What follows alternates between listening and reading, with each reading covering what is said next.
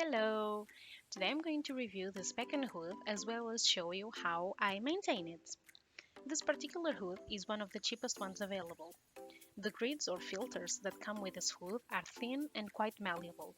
I already suspected this would happen due to its price. However, I want to believe that with proper maintenance, I will be able to extend its lifetime. We will see. It has a button for the backlight and the fan has two speeds. I usually only use the fast one because even the fast one is not very strong. Now, moving to the maintenance part. I've had this hood for less than 6 months. I usually cook every day and fry things at least 2 or 3 times a month. With this type of use, I feel like I need to do a maintenance like this one at least twice a month.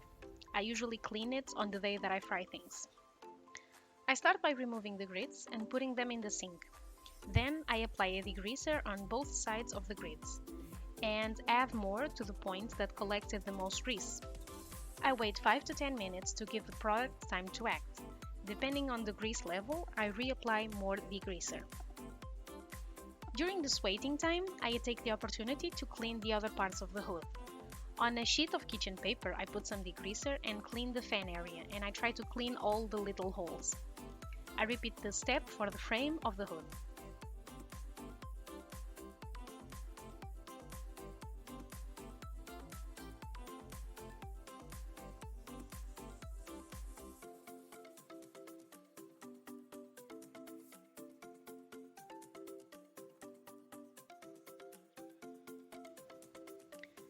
To finish up, I use a kitchen rag with some water and washing up liquid, and I wipe all the frame. This is to make sure that all the degreaser residues have actually been removed and are not left behind.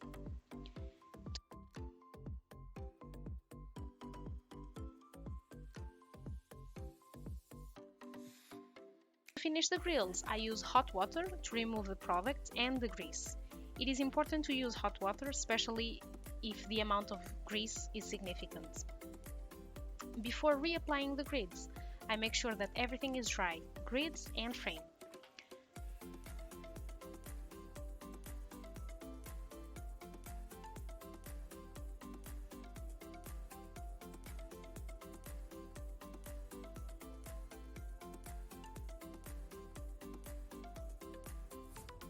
Hope this video was helpful.